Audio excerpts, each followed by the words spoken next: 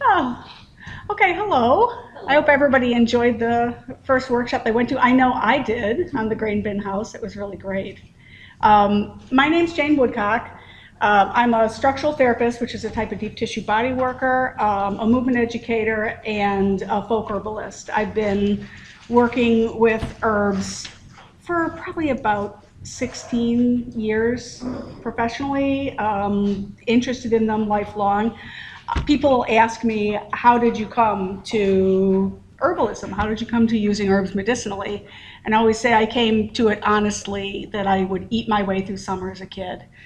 My mom was one of those moms who, maybe you guys had moms like this. If you lived out in the country, you know, they love you, you're their kids, but they're going to kick you out of the house first thing in the morning and have a little space. Go out, don't come back till lunch. Well, sometimes we wouldn't come back until dinner. And we had 4.5 acres. It's the same 4.5 acres I live on now. I moved back there after my mom passed away. And I'd go outside in the morning and I'd just start to wander. And we had fruit trees and nut trees and gardens, and nobody put chemicals on their lawns back then. So the diversity of wild plants that we had just poking up through the grass and, you know, around the back by the railroad tracks and around the trees where nobody ever got the mower close enough was, you know, it was more than you could imagine. So, and I was an introspective kid, so I'd find a shady spot to sit and think, and while I was sitting, anything around me was basically going in my mouth. You know, wood sorrel, chickweed, dandelion, grass, red clover, white clover, you name it, it went in my mouth and I chewed on it. And as I would chew, I would think, and sometimes I would go, oh, that's an interesting taste. Oh, that's pretty bitter. Oh, that's pretty sweet. That's pretty sour. And so the idea of all these different flavors was really normal to me as a kid, and I didn't think twice about it. My mom was big on canning, big on preserving.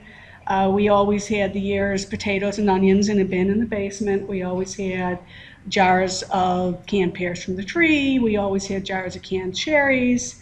We had squash from the garden. So the idea of not only just going outside and starting to eat, but eating what came from the ground outside, it was, again, just second nature to me. So when I was in my 20s and I met Althea Orr, who's one of the actually premier herbalists and functional nutritionists in the Chicagoland area, actually in the country, when I met her and became friends with her and I saw all the jars of dried herbs in her office, I was kind of fascinated because it looked like home to me. It looked like what I'd grown up with. And so I'd sit there, what's this for, what's that for? She'd say, oh, that's colt's foot, oh, that's, you know, you can use that for colds, oh, this is comfrey, you can put that on a wound, here's some dried yarrow, if you ever get a bleed, you can slap that on your bleed, it'll help heal it up, stop it from bleeding. I was just fascinated, so I started growing some of this stuff myself and messing around with it. And then around 16 years ago, I actually took her 3-year medicinal herbalism course, which was really helpful in thinking about how to make medicines, how to preserve medicines, how to treat. And in all that, I gained an education in Chinese medicine, but eventually I kind of came back to, what do I love about this? What matters about this to me? And what I realized was that the thing that appeals to me about herbalism is it's really the people's medicine. It's really, medicine is food. It's what comes out of the ground as what's good for you. And even though I do use some of the Chinese medicine I learned in treating myself, my family, my friends, clients, really, I really keep going back to the folk methods and the folk wisdom and also the folk methods of creating medicine, because I really believe that we ought to be able to take care of most of what goes on with ourselves. I mean, whether you think this is a good idea or not, my folks, we didn't go to the doctor for much. I mean, the first time I broke a finger, they took me to the doctor and he splinted it. The second time I broke his finger, They took the splint I had used on the other finger, my folks, yanked on the finger, stuck the splint on it, and taped it. I've broken all my fingers more than twice. I was one of those kids who would climb trees, fall down.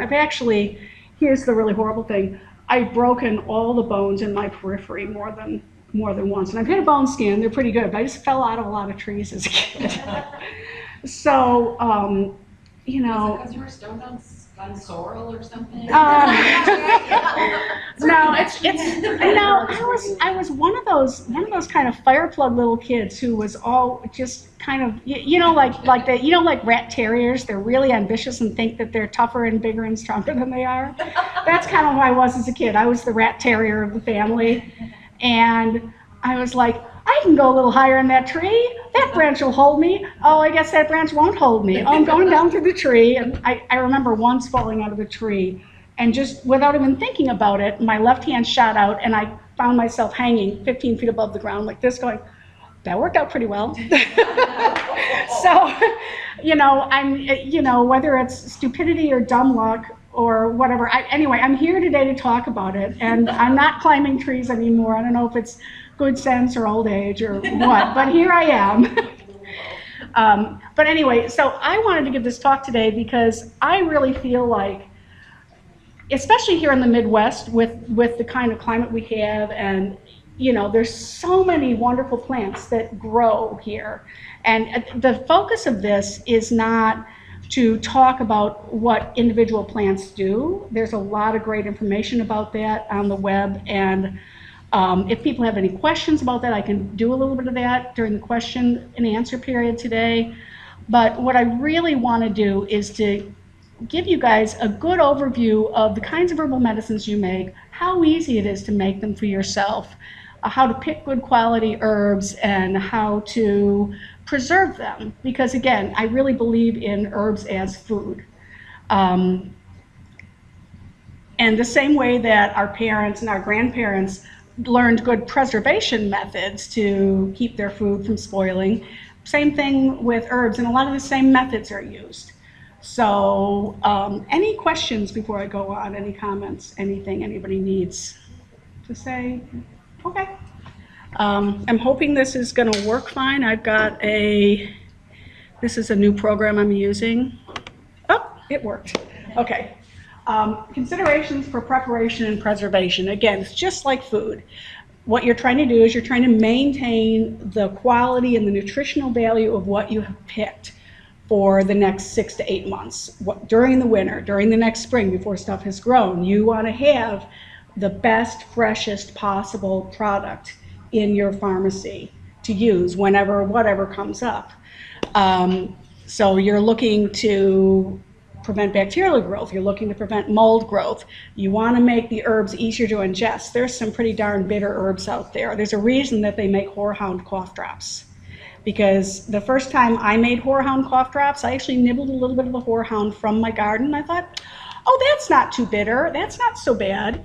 And I took that plant inside and I made it into a decoction, and I strained it, and I boiled it down to half of its original volume, because that's what you do for a decoction that you're going to make syrups or lozenges out of. And I thought, I wonder what that tastes like now. And I took the spoon, I just touched it to my mouth, and my whole body went through an involuntary shudder where I just went, and I literally kind of flew back against the wall of the kitchen. It was so bitter because bitters will actually make your organs contract, and it'll cause your gallbladder to spit bile. You take a bitter and your gallbladder goes, and this was so bitter that my whole body did that. And I thought, oh, I see why they make this into syrup and lozenges, because nobody could drink a cup of this stuff. But it's great especially for colds, flus, lung ailments that are really hot, where you've got a lot of yellow mucus, high fever, that sort of thing. So, and those bitters really help astringent tissues, bring down the fever, kill bacteria. I mean, I always say no self-respecting bacteria would hang out around something that bitter. They're going to just go commit suicide somewhere rather than be in the presence of something that bitter. I also have down here deciding what methods best suit you and your family. The issue with that is that some people have endless space. And like my friend Althea I talked about, and she originally had just shelves and shelves and shelves of these jars in a dark closet of dried herbs. And it was beautiful and it was exciting to look at, and I don't have that kind of space. So what I tend to do is I tend to make, again, syrups, tinctures, lozenges, because I can take the active constituents of that plant, extract them into a menstruum of alcohol or water, and then cook it down with syrup, and end up with something that's more potent, that takes up less space, that stores for a lot longer. So that's really what works for me. And so I'm going to talk about a lot of the different methods of preservation, but you guys have to decide what's going to work best for you and what appeals most to you, and really go with your hearts on it. Go with what really moves you emotionally too, because loving doing this stuff gets your whole system ready to accept the healing from the plants as well. So common methods, pretty straightforward: drying, freezing, oils and salves, syrups and lozenges, tincturing. We're going to talk about each one of these. Okay, guidelines for harvesting fresh herbs. It's very much like harvesting fresh vegetables. You pick aromatic herbs and flowers in the morning. Why do you pick them in the morning on a sunny day? What you want is, so you don't really want to pick them right after a rain. Why? Because a rain will have washed some of the essential oils off the plant, and the essential oils in aromatic herbs are what you really want to hang on to. And in the morning also it's cooler, and some of those essential oils will evaporate into the air. Essential oils are very heat unstable. So if you pick them in the morning when the sun has just dried the dew off, but it's not so hot yet that the plants have started to stress at all in the heat, you have the absolute best quality aromatics, your mints, your lemon balms, your basils, your oreganos, any of that stuff that has that nice kind of strong aromatic smell, anything like that, you're going to do best picking that in the morning, just if the dew is dried. Dig roots in the fall or early spring. Why is that? If you think about what the root does for the plant, it's the root's job to store energy for that plant in times of stress. Yes, the root brings nutrition to the upper part of the plant, but it's also the root's job to store energy for that plant in times of stress, to store moisture for that plant in times of stress, and to store energy for that plant over the winter. So you're talking about that root building up over the course of the summer, carbohydrate, protective chemicals that keep it from being attacked by disease or insects, which is also what often protects our bodies. And all the way up until the end of the fall of the first year, at the end of the fall of the first year, you can dig that plant up and it'll have the maximum amount of nutrients. Now, you can also dig it first thing in the spring of the second year if you have a biennial like a burdock, and some plants like valerian, golden seal, things like that, you don't want to dig those until they're at least 2 years or more old, because you want that root to become more potent. But like a burdock root, if you wait until a burdock root is more than 2 years old, you're going to be getting out the pickaxe. And burdock, actually, I should say, is a really nice plant just to put in soups and stews, and it's tremendously healing, tremendously immune stimulating, and it looks like kind of a long thin carrot, and it has a little bit of a bitter carroty taste, but it's a really nice chopped up in stews. And anytime in the first year you can actually pick it and just eat it as food, and I recommend that to my clients a lot. Say, go grow a little burdock. Your immune system's a little low, just get yourself some burdock, or go to the Whole Foods and get some burdock if you want to spend the money on it. How do you spell that? Burdock. It's, what you'll see is big plants with these big green elephant ear leaves, and they get these little pink burrs, little pink flowers that turn into those like burrs that stick to you. They're about that big, and you can't get away from them, and you curse them every time you're pulling them off your clothes or out of your dog's hair. The roots on those are one of the most prized Chinese and Japanese medicines there are for immune stimulation. But after the second year, they get a little woody, and they really are a biennial. Sometimes they'll come up a third year, but by the end of the second year, they're a little woody. That's the other thing to look at is, and I'm going to actually put some of that information on my site. I've got recipes and some recommendations on my website, which I gave you guys all the info for. But I will also put some of that on the site about which plants are best harvested when for roots. Seeds and seed tops, use at the recommended stage. That sounds like a catch-all, but like if you've ever seen tinctures for milky oats or wild oats, those seed tops they're full of steroidal saponins. They're really great nervings, really help build up adrenals that have gotten exhausted. But you have to pick them before the seed is mature. That's what they mean by milky tops. You want those seeds to still be in the kind of green, moist milk stage. And that's when they're ready. Milk thistle, on the other hand, and everybody's probably heard of milk thistle. It's great for regenerating damaged liver tissue. Those guys, you want the seeds to be fully mature. So that kind of information you kind of have to seek out. Like I said, I want to put more of that on my site. It just occurred to me that would be a good thing for you guys to have. Yes? Is there any way you could put down whether or not those things are safe for like animal consumption? Like if you have free range chickens or pigs or whatever? What I can do is I can probably link to some sites where, because there are some herbal veterinary people on the web who I think are really good, and I can put some links to their sites on there for you, because that's information I look up for my animals a lot too. I want to really make sure that I'm not giving them something that's going to hurt them. But Deborah will tell you her goats love to eat wormwood. I can't imagine anybody loving to eat wormwood because it's so bitter, but as you can tell, bitters are good for you, but I'm not personally a big fan of the taste of them. But her goats, she's got wormwood growing like crazy on her property, and her goats munch on it with glee.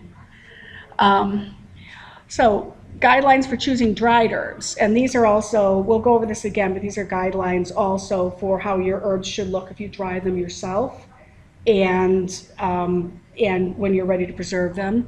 They should retain much of their original color. The color will go a little more gray and be a little faded from the live color of the plant, but if the plant was green when you picked it, it should still look green when it's dried. You shouldn't be using something that's too brown. It should still smell like the plant. If it smells musty, or if the smell is too weak, too faint, you don't want to use that. It means you've got some mildew on it, or it's old, and it should snap or break when it's crushed. You really don't want it to be crumbling to dust. You've got an herb that's just too old. The medicinal properties of it are gone. And that holds too if you're going to buy dried herbs. That's really what you're looking for. Any questions? Okay. Preparing herbs for drying. I always say you want to handle plants like you handle babies. You don't want to be too delicate with them, but you also don't want to be too rough. You want to gently separate the usable portion of the herb and cut that herb as little as possible. Why do you want to cut it as little as possible? The more you cut a plant, the more surfaces. Let's say you've got a leaf, a nice leaf this big. That leaf has surfaces exposed to oxygen and sunlight. Well, that's fine. The minute you cut it up, how many more surfaces do you have exposed to oxygen and sunlight?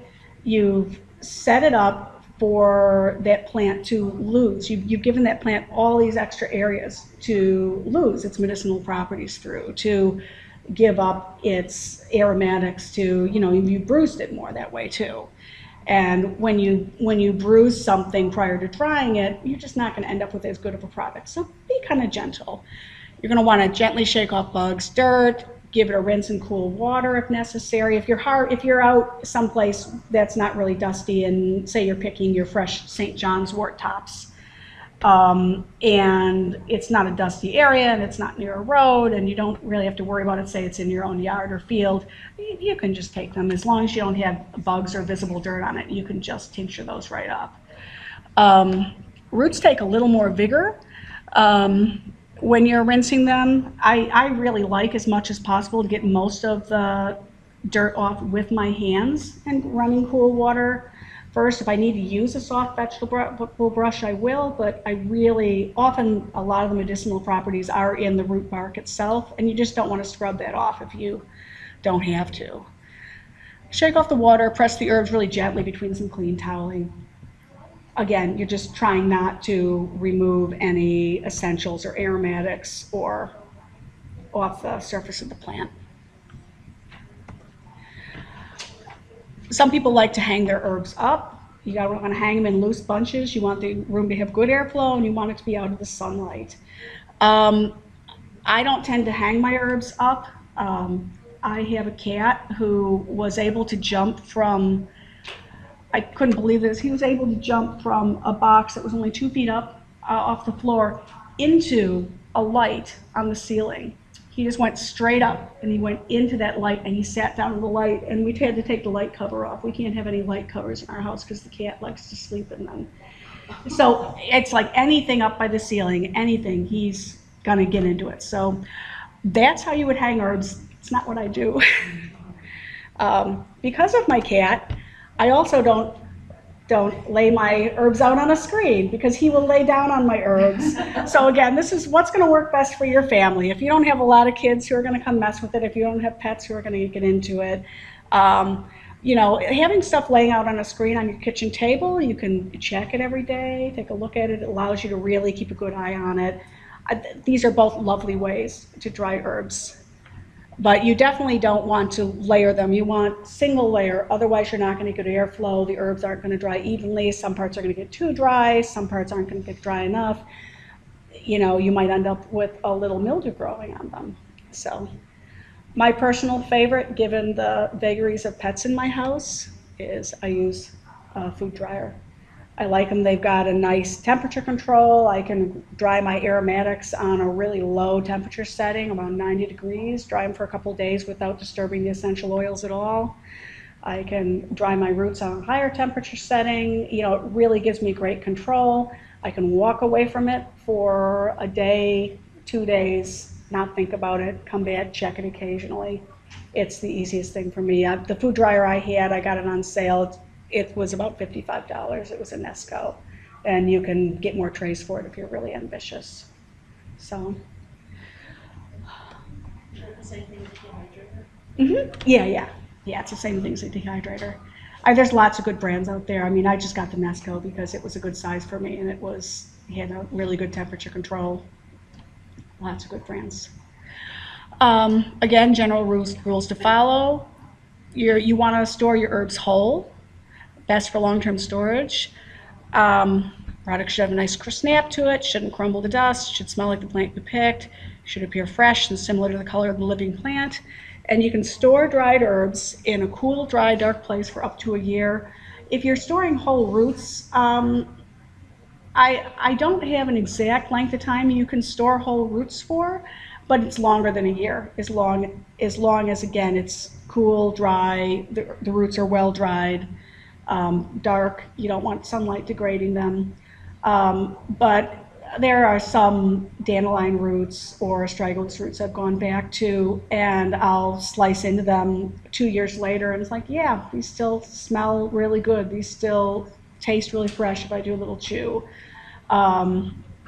So it really, I trust your mouth, trust your taste buds, trust your touch. So what do you do with dried things? Infusions and decoctions. In infusion, everybody knows how to do that. That's making tea. In infusion, you don't actually boil the herb in the water. What you do is you make boiled water, pour the water over the herb, cover it in whatever the container is for about 15 minutes, strain it and drink it. That's best done for softer herbs like leaves, very small twigs, very small twiggy things, soft roots if they're finely chopped enough, like a dandelion root, or if you really chop your slippery elm root finely before you use it, you can do that as this kind of infusion as well. you don't want to be using an infusion for woody mushrooms, for hard tree barks, for stone root, for example. There's a reason they call it stone root. You can, if does everybody know what a Vitamix is? Yeah, you'll break your Vitamix if you try to chop stone root in it. That's how hard it is. Cold infusions are really nice too for things like marshmallow root, things that have a higher mucilage content. I mean, the main marshmallow root is so soothing when you drink it for a cold. You know, it's so soothing when your lungs are feeling kind of hot, or when your stomach's a little sour, or when you've had some diarrhea even, and your intestines are feeling sore. It's so soothing to all those mucous membranes. But it's soothing because its medicinal component is mucilage. And it's that stuff that's a little gooey and gluey. And slippery elm has tons of mucilage. You can do a cold infusion with slippery elm. Has anybody here ever had a cold infusion of slippery elm? It's like snot. It's like drinking snot. It is gross, and boy, will it do the job. If you've got gunk stuck in your lungs, or if you're constipated, that's the place to, if you're constipated with dry constipation, that's the go-to herb. But it is like drinking a cup of snot. I will not lie to you. And that's mucilage. It's tremendously healing to mucous membranes. So don't diss it, snot or not. Decoctions, again, that's when you actually put the herb in the water and boil it in the water. I like stainless steel for that. You're not going to end up with, or glass, a glass container that can, or ceramic that can be used as a boiler. It's best for, again, hard roots, hard barks, woody mushrooms. You still want to chop the herbs up at that point before you decoct them, because at that point, so the same rules for preserving them are in inverse when you're going to actually try to extract the medicine out of it. You want to get as many surfaces of those herbs open to whatever you're extracting it in, open to the water, open to the alcohol, open to the oil. So I really recommend a really good food processor, or if you've got it in your budget, a Vitamix. If you're going to be chopping anything, I use my Vitamix constantly, and I've had it for 25 years, and I haven't had to replace a thing on it. If it's the one thing you're going to invest in, that's, you know, you want to last a lifetime, they last a lifetime. So I usually, when I make an infusion, I usually do at least a quart at a time. Now, if you're going to do what I call a single boil, which is a single simmer, you would put, you know, the appropriate amount of herb based on, so a quart, you're looking maybe like 12 teaspoons of herb to a quart of water. And you're going to simmer that for maybe an hour and then press it after it cools. And then you've got a quart of whatever you've made for the next 2 days, for the next day to 2 days to drink. So even though it takes a little while to prepare it that way, you're done for 2 days. And your kitchen is going to smell nice. That's the other thing. There's a traditional way of making decoctions in Chinese medicine, which is called the triple boil method. And you start out with half of the water that you're going to use and all of the herbs. You boil it for an hour, strain it, set the liquid aside, put the herbs back in, add 2/3 of the water left, and you boil it for maybe another hour. They do big boils, so this would be more than a quart. This would probably be 2 quarts, because you're going to also lose some of the water. You do a second boil, strain it, add that second in decoction to the first decoction, put the herbs back in. You do a third boil for about half the amount of time again.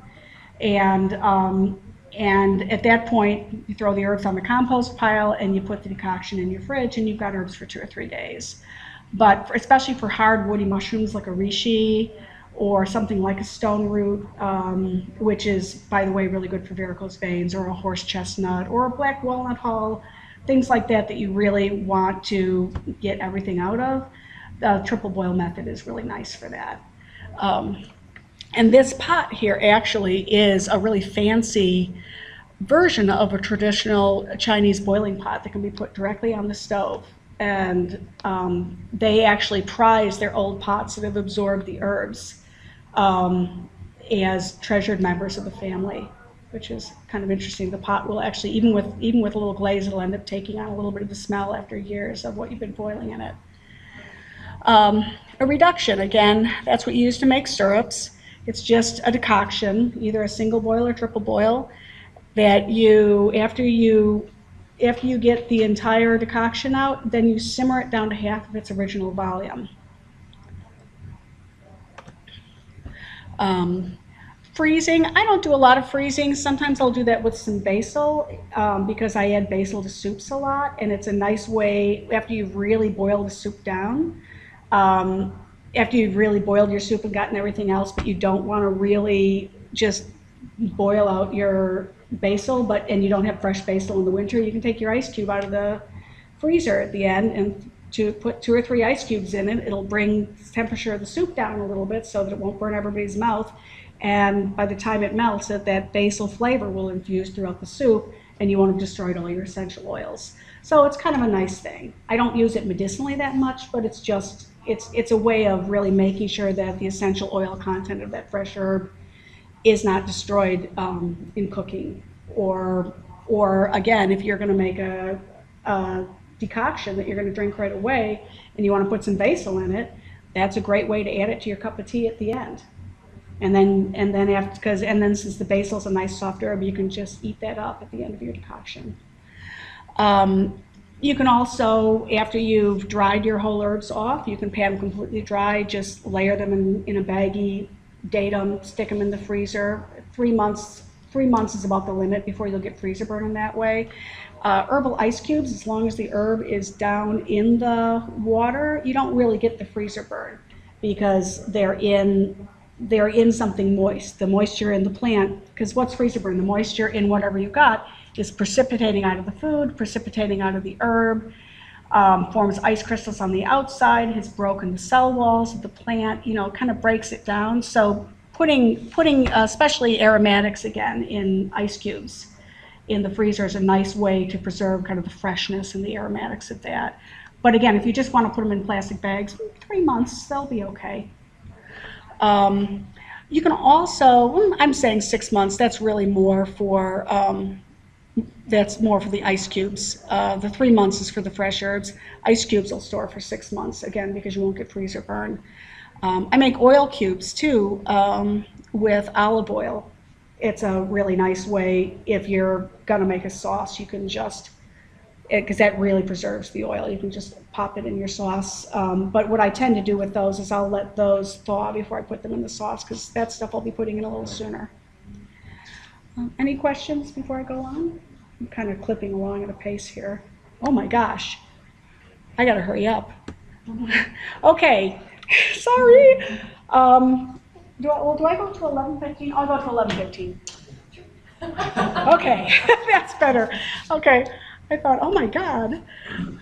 Okay, oils and salves. Again, you want to use good quality herbs. And with oils and salves, you want to use dried or wilted. Again, that's different than oil cubes. Oil cubes for cooking, I use whole herbs, I don't dry them.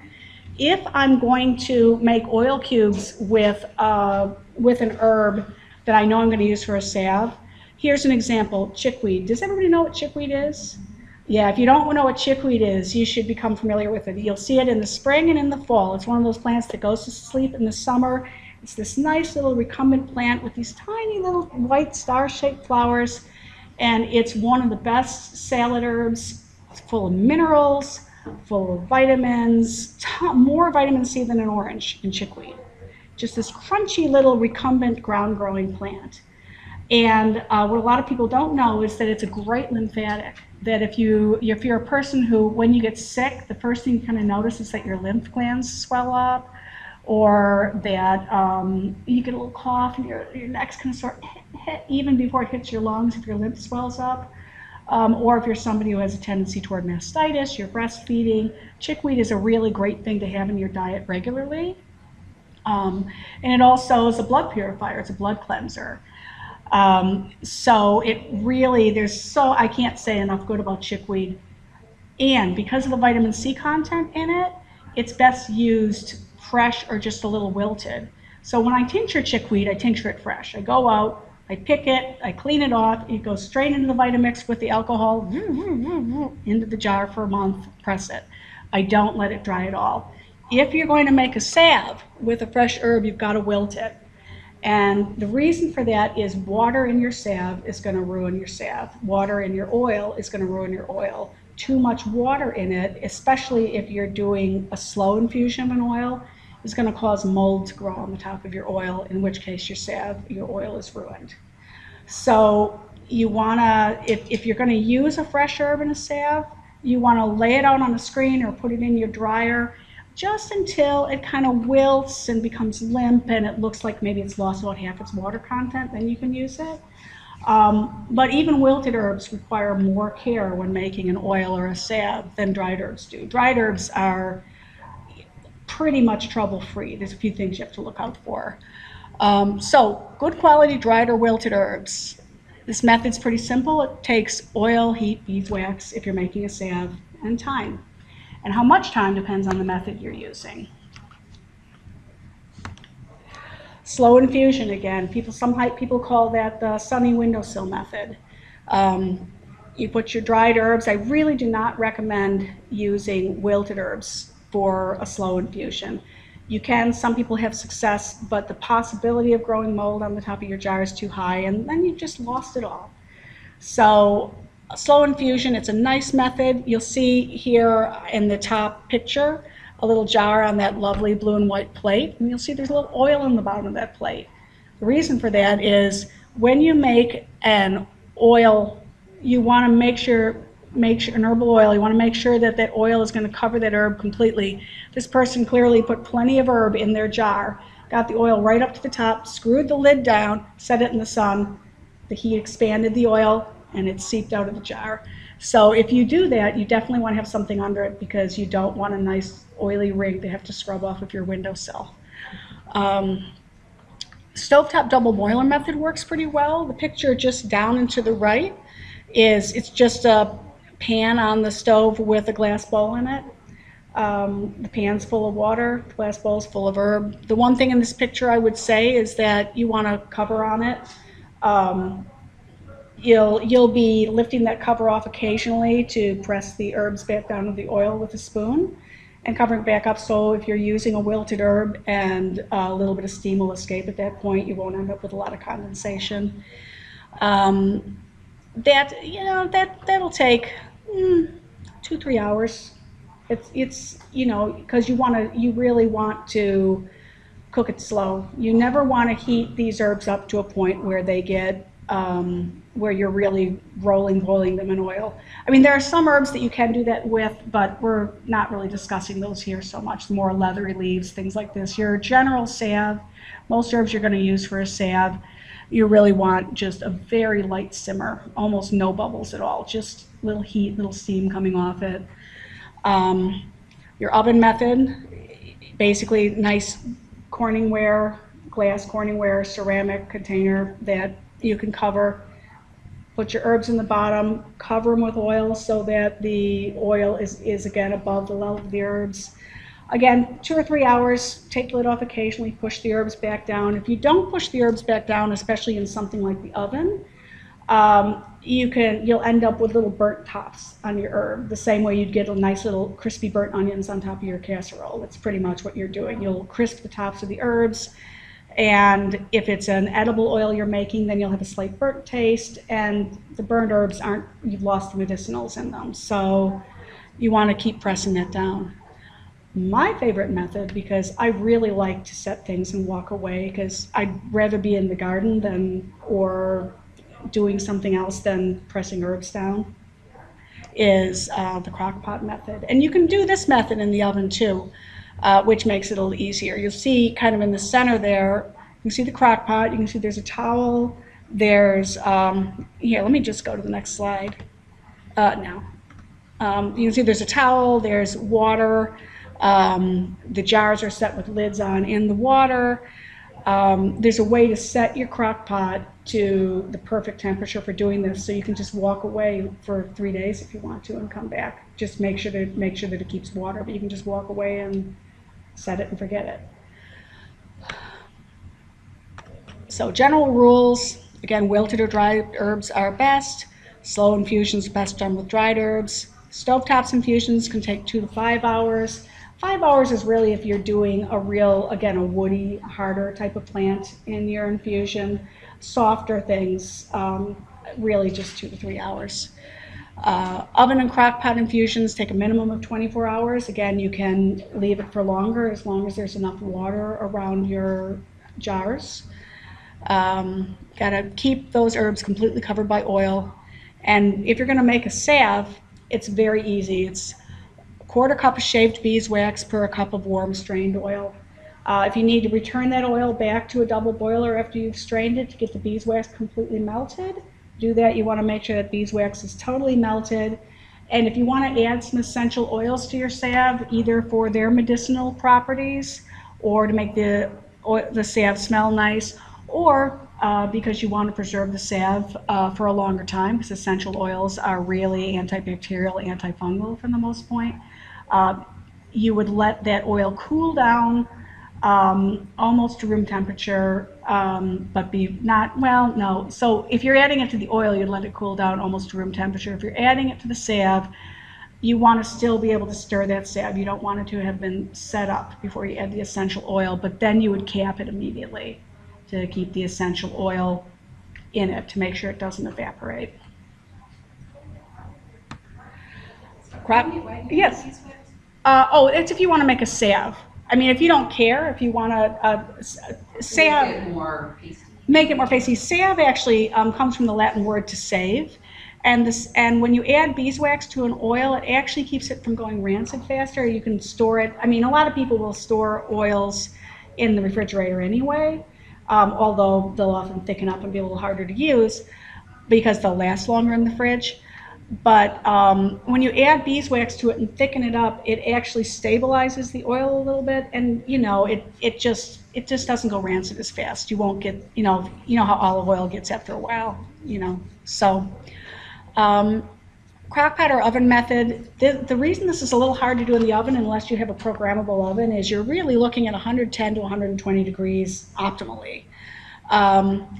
If you have a crock-pot, you can get a little plug-in dimmer switch for between 10 and 15 bucks at the hardware store. I've got a little picture of one. This is actually the same one that I have. I was just able to pull the picture off the web.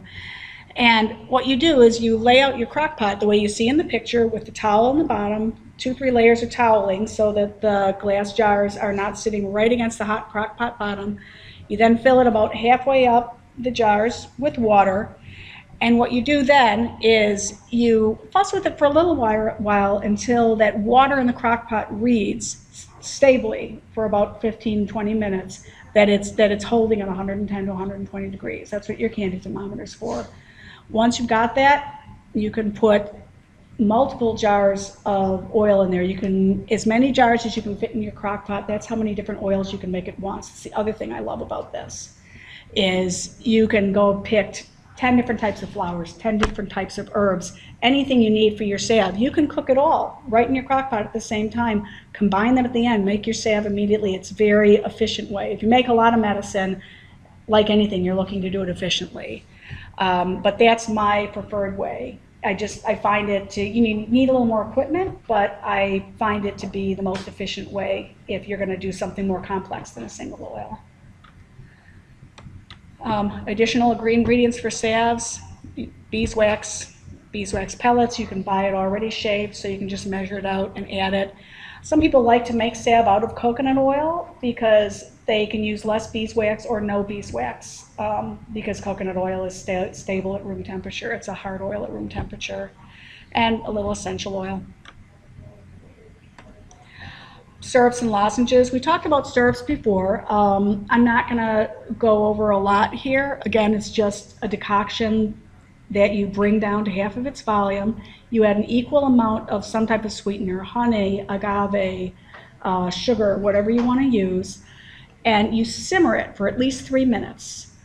You don't want to let it get so hot that it starts to make candy. That's when you're heading toward making a lozenge. It's just a low simmer.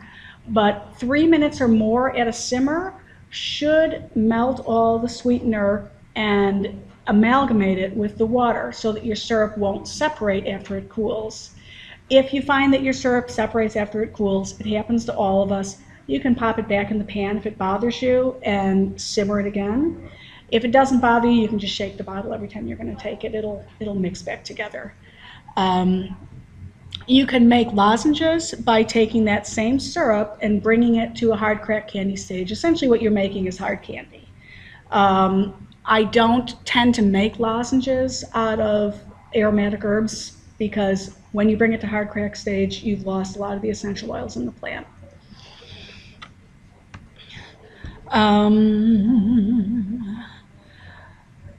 Yeah, after you cool and bottle it, you can store a syrup in a cool, dark place for about 3 months. You can add half an ounce of brandy to a cup of syrup to increase its storage life for 6 months or more. I'd say 6 months is safe. It has to be really tightly capped because if the brandy evaporates, then you're just back down to a syrup.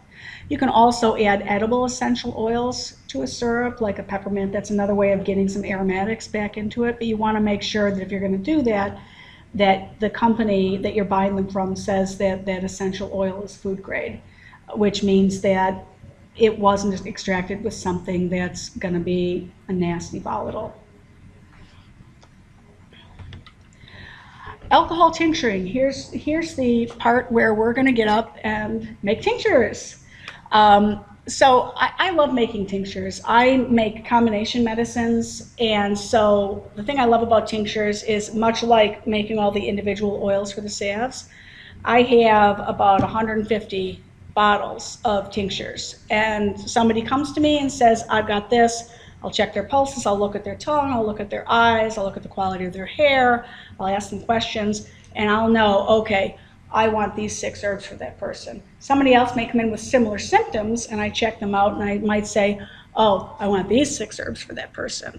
So having tinctures ready on my shelf lets me combine herbs for somebody at a moment's notice without having to go through a lot of preparation. So the preparation is all on the front end. And honestly, I loved them with my kids because it was easy to give them to my kids. The alcohol content in most tinctures you'll give to kids is really low because you're giving them like maybe 1/4 of a teaspoon, and maybe half of that is alcohol, maybe a little less. By the time you mix it with a little milk or a little juice, it's got less alcohol in it than a banana does. So it's a great way to give herbs. Has anybody ever heard of the 1:4, 1:5 ratio? You bought a tincture, you see it on the bottle, 1:4, 1:5. Do you guys know what that means? A lot of people don't, and it's pretty simple. Basically, it's weight to measure. So let's say that you have an ounce weight of dried herb. You're going to use either 4 ounces or 5 ounces of alcohol to tincture that. And then you'll see a percent of the alcohol. That's what percentage of alcohol to water it was. So that's all those numbers mean. And the ideal ratios for different plants are very different. There's a great company. It's at the end of this PowerPoint.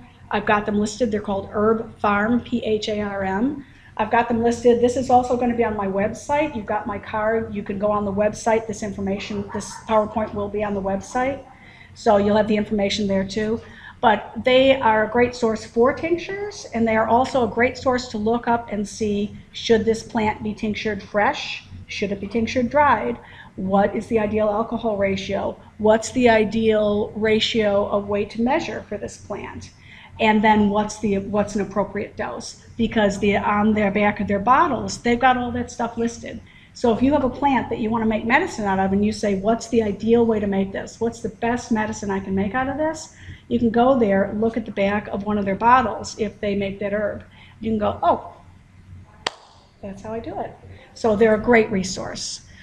Again, plant material needs to be covered with alcohol during the tincturing process. Working herbs, that just means an herb in solution. Needs to be shaken every other day. Every day is best, but every other day is okay.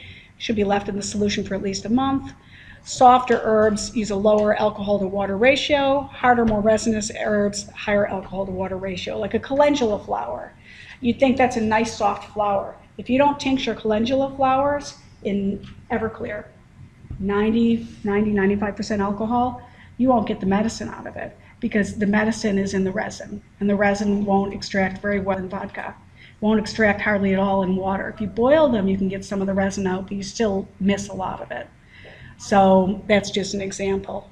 I wanted to say there's also a folk method called two-finger method. And all that means is, let's say that you're out in the field and you've got your fresh herb that you have crammed down into your jar. You've shaken the bugs off it. It's relatively clean. It's clean. Let's just say it's clean. You cram it down in the jar. You've got your bottle of vodka. You screw it up, and you start pouring your vodka in. You say, how much vodka? You press the herbs down as far as you can. You put 2 fingers. You fill that vodka up 2 fingers above. That's all it is. So, but that's actually the folk method for making herbs in the fields. That's how we used to do it when I was first in school.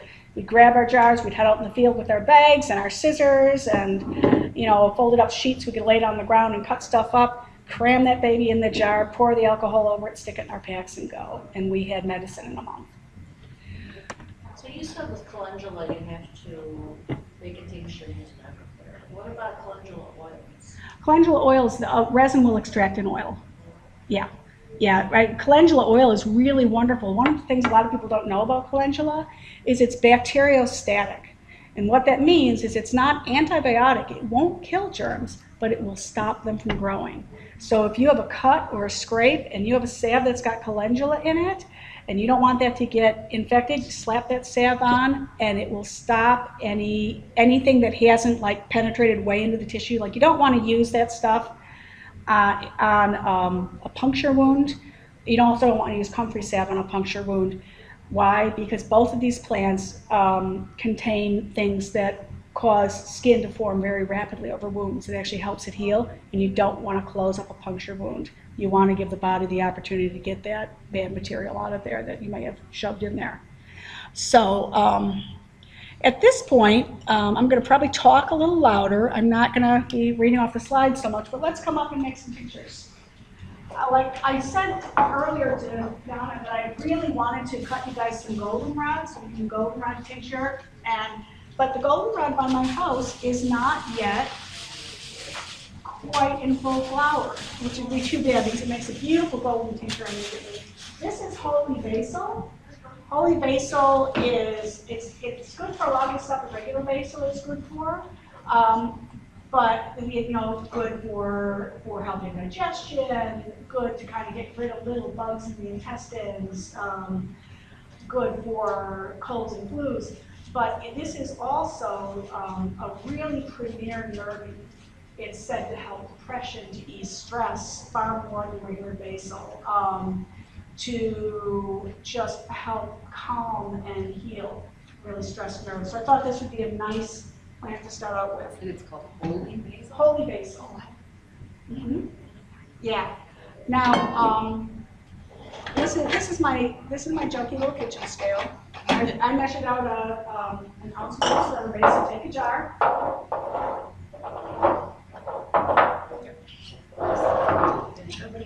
Okay. So we don't need the Everclear for this because it's a nice soft herb. 40% alcohol is fine. Everything will extract fine with this. So everybody is going to need holy basil in it. We're going to pour off. First, put your herb in the jar. And these are These are all the same. These are pre-measured. I knew that we were going to run out of time. Yes, all the same. Pre-measured. Oh, there you go. There you go. Yeah, holy basil is lovely. The Indians actually, I know, it's like fun. It's actually an Ayurvedic herb, and you can grow it in this climate. But the Indians, I shouldn't call them Indians, the Hindus, some Hindus actually worship the Tulsi plant, the holy basil plant, as an incarnation of the goddess on earth. Did you get this on Amazon? I got these from Mountain Rose Herbs. It's another resource at the end of this. Mountain Rose Herbs has some of the nicest herbs you will buy. So everybody, Mountain Rose Herbs. Again, I've got it. It's going to be at the end of this, and if you go on my website, it's already on there. So how much? 4 ounces. So 4 ounces. Okay. Half a cup, and 4 ounces. Let me buy it. Let me go this way. You could use one of these two. Why don't you do that? Quicker way is Right. Just give it a squeeze. I can never read Oh, them, yeah, but I right. know it's on Got there. it. There we go. It's a smidge more, but that's Okay, okay. yeah, that's okay. And you may find that you need to put a teeny bit more. That's why 1 to 4, 1 to 5. The herb, Here, let's dry keep herb going. may soak a little too much up. Yeah, there's We more can on use this for. Oh, you can use that too, yeah. If you actually just pour it right into your bottle. Here, let me get the other bottle. Let me get this open. Then you guys can do it down. Okay. I knew we wouldn't use it all, but I figured we'd have 2 bottles of pork. Actually, with the herbs in it, if you put the herb in, it would be just about an ounce more maybe, Yeah, that looks about right. if I measured. Pretty stir. So for this goldenrod, you just pick the blossom a little bit and then do it. Oh, you can do goldenrod fresh. In fact, there are some herbs that you want to tincture fresh. Chickweed, nettles especially. Does anybody know about nettles for allergies? No, but isn't that stinging It's nettle? stinging nettle for allergies. You will want to harvest this with long sleeves and gloves. But stinging nettles, the thing that makes them sting is formic acid. It's the same thing that makes an ant bite hurt. But it's an herbal antihistamine. If you go out in the field and pick really good-looking green fresh nettles, if you need to give it just a little extra shot of alcohol, you can. Pick some good green fresh nettles, and I always bring my jars with the alcohol right away out in the field. Stuff it in the jar, cover it in alcohol, take it home, shred it up in the Vitamix, put it back in the jar. It's a great herbal antihistamine. My husband has terrible allergies. He has to lay on his face every day, face down on the pillow. Before he met me, he would lay face down on the pillow for about half an hour every day to let his head drain in the summer. Now he's on goldenrod and nettles, and he feels pretty good most of the time. He doesn't have the itchy eyes. He doesn't have. It's also good for Maybe this one. skin rash. Are we straining this then? Like how to use it? So here's what we're going to talk about next. So you can, you guys can Oh, take this just grab a back. couple of these because I. Whoever's going to, yeah, you can take that back. You can write down, and what you're going to write is you're going to write that it's holy basil, 1 to 4, the date, and 40% alcohol, vodka. So that's how you know what the strength of your menstruum was. It's how you know what the ratio of menstruum to tincture was. So that's what you have here? Yeah, Oh, this is fresh. that's fresh nettles. And while you guys are writing that down, I'm going to show you how my herb press works. Yeah. So yeah, you can stay here. That's okay. I'm going to need that chair right next to you. So when you press these guys, here, what you see here up there is materials needed for pressing. You need a clean muslin cloth. I actually use sheets too. You have to contain the tincture during pressing. You want either a press or a colander, then a large bowl with a ladle. You want a bottle to store your finished tincture and a funnel to fill the bottle. I didn't bring a funnel.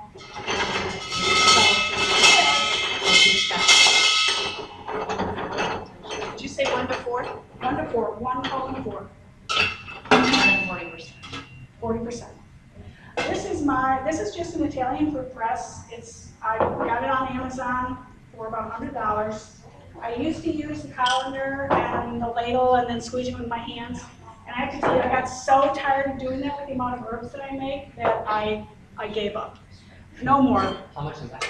This was about $100, and it was worth every penny. You can get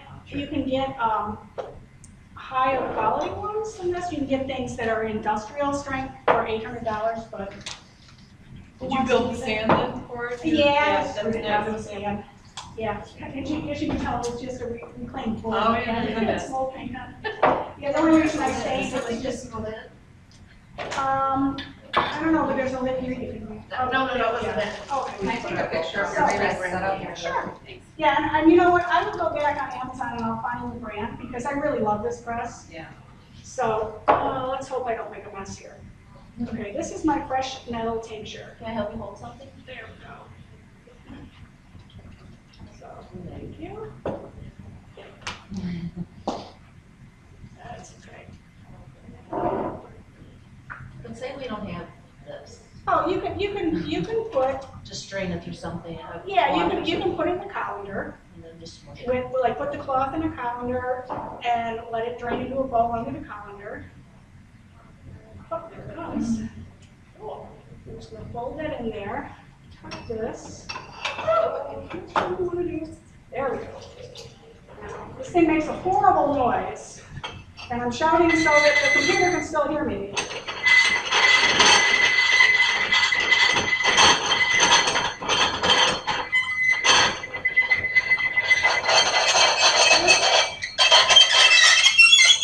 Here's where the damn noise comes up. That's pretty awesome. Yeah, but boy, does it Gets it get out. Yeah. everything out, and it's so easy. I mean, so go ahead and give it a crank. You can see I'm not even done cranking. Wow. You can use 2 hands. Anybody else want to try? You don't have to, but go ahead. But you can crank this down until it creaks. This thing is really strong. I want to feel like. Oh, I'm so sorry. That's That's right. me. That's, That's yeah, I not a do. problem. That's neat. Okay. Yeah, I like that. So the cloth is there for, It's to keep the herb from getting into the finished. oh, okay. The cloth is the fine strain there. That little squeak that it makes. And this was your nettle?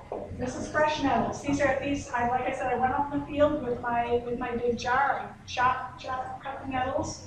But something I want to say, if you're wild harvesting herbs, we're almost done, 2 seconds. If you're wild harvesting herbs, you want to not take more than 1/3 of the plant that's there. You want to cut just 1/3 of the plant off unless it's a root you're harvesting, because you want that plant to come back. You want to be able to come back and get it. If you have to harvest a root, best to do it in seed stage. And if you can take the seeds from that plant, put them in the ground around where that root was, you're ensuring that there will be medicine there for you in the future for generations to come. It's just responsible husbandry. So, yes. So this holy basil that we did, we would Uh-huh. want to press that, You'll want to press that? and then the Put it in a liquid we jar. get would be mixed with, No, That's this is just, as soon as you press it, you've got medicine. okay, And dosage is like 1/2 to 3/4 of a teaspoon 3 times a day. That's medicinal dosage. And as long as it's stored in a cool, dry place, out of the sun, you can store it in the same we have here. So we do that in a couple of weeks, right? 4 weeks. 4 weeks, is so this ideal. is 4 weeks. Okay. That's awesome. Yeah. Yeah, it's pretty cool. 4 weeks, Okay. and then you press. And you used how much, you said, about 1/2? Or a 1/2 teaspoon to 3/4 of a teaspoon is an adult dose. And then you put it in tea or something, or like. Yeah, you can put it in tea water, you can just drink it. I mean, I'll be honest with you, I'm kind of an old, when you're an old hand at this, you just, if you pour it in a little bottle, you carry it around with you, just, Yeah, sweet. yeah. Sure. I usually like squirt tinctures. Yeah, you can. Dixie cup with a little bit Right. of water and just take this Yep. shot. Yeah, my kids, let me get it on my screen, my kids will just, at this point, my kids will. No, it's will yours. I'm just- now guarding the chair. Oh, it's okay. Wow, that My kids, they'll just open their mouths and let me squirt it in. Now, do you do evaluations? You didn't talk about any of that. Yeah, I'm not really talking about that here, because as you can see, I ran over. And again, there's gonna be a YouTube link to this video on my website. Oh, So these resources are there. Okay.